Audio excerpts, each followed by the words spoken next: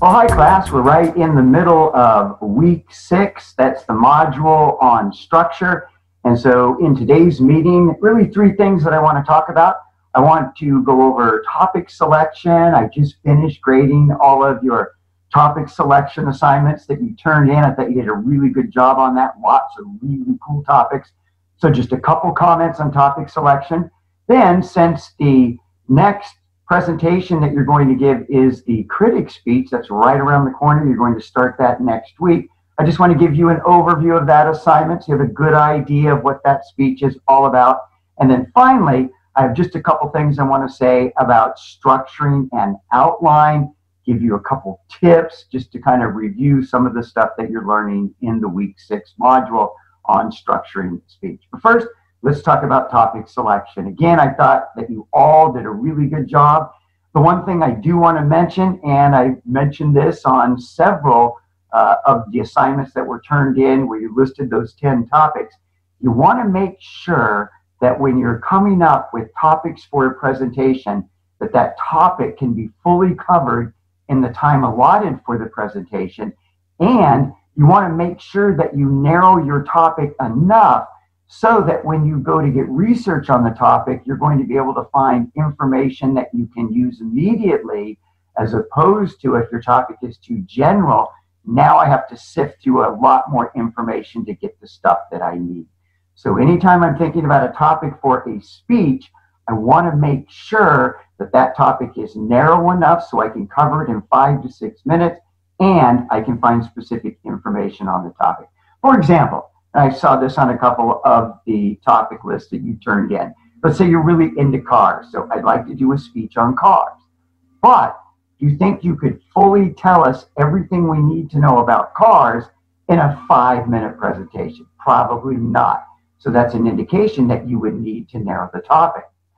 Moreover, if I did a word search, I'm trying to get some research that I can use to put my speech together, and if I do it on cars, I'm going to have so much information, it's going to be hard to get through it to find the stuff that I really want for the speech. So in that case, I want to make sure that I narrow my topic. And so the next step would be to use what I call the branching exercise. So if you look at cars, try to come up with lots of subcategories for cars. I mean, you could break it down to make and model.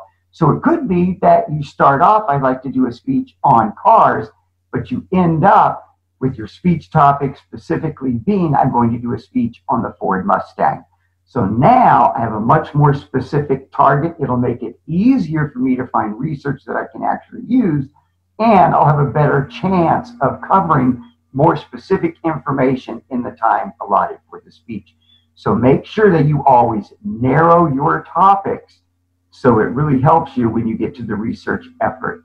All right, next thing I want to do is I want to talk about the critic speech. That's right around the corner. That's a 3 to 5 minute presentation. And that speech is essentially on anything that can be viewed as a form of entertainment. So typically with this kind of speech, students are going to do their speeches on movies, TV shows. It could be on a book. It could be on a play or musical that you went to, although nobody's really been going to those for the last year, so probably takes that out of the category.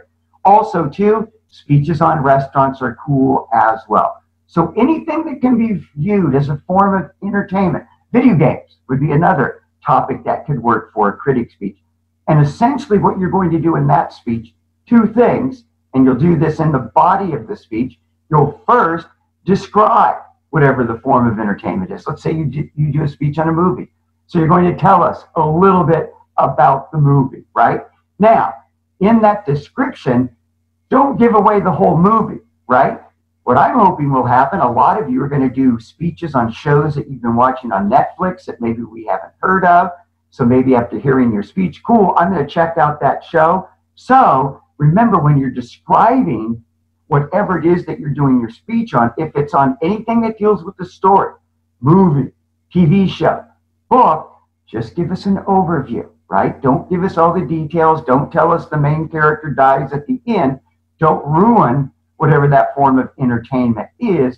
You're just going to describe it up to a point. So usually you'll talk about the type of film it is, the genre, maybe the main characters, the actors that played those characters, maybe a couple sentences about the overall plot, but you're not going to give too much away. And then in the second main point, in the body of that critic speech, you're going to give us your evaluation. So essentially, you're going to take a form of entertainment. You're going to put together an outline for the speech. This is the first time we're putting an outline together. The speech should be 3 to 5 minutes in length. In the body of the speech, you'll have 2 main points. You'll give us a brief description, and then you'll give us your overall evaluation, what you liked and didn't like. The key to this speech and what I'm really after is for you to demonstrate that you know how to put an outline together. And really, that's what you're working on right now for your assignment that's due at the end of the week 6 module. You're actually putting an outline together for a critic speech. Also, too, when it comes to the critic speech and it comes to outlining, you always want to make sure that from here on out, and this applies for writing papers as well, anytime that you're writing a speech or writing a paper, once you have your topic and you know your thesis, that would be the overall purpose or the direction you're going to take with the presentation, always do the body of the outline first. This is one of the most important things I learned when I went back to college. And I think I mentioned this before. I've done quite a bit of speaking in between the time that I graduated from high school and then when I went back to college to get my formal education. One of the biggest things I learned about public speaking was the importance of an outline. And even more importantly, I learned that when you're putting an outline together, always prepare the body of the speech first. Then do the introduction and the conclusion. And it works better to do those 2 sections together because basically you're telling us the same thing. You're just changing the tense. So in any speech, you'll always have 3 sections. The introduction, that's where you set up what you're going to talk about. The body of the speech, that's where you talk about everything. And then you have the conclusion where you review or summarize what you just talked about. So a lot of you have probably had this experience. It's time to write a paper. You've been putting it off for weeks, but now it's due the next day. I can't procrastinate any longer. I've got to bust out that paper. And so then what happens? You get your topic, you're ready to go, and now you're just staring into that blank screen, right? You're hoping words will just magically appear, but they don't. And usually what happens, you end up doing something you would never do, except that you're intimidated because you can't get your speech started, so now you're actually cleaning your room.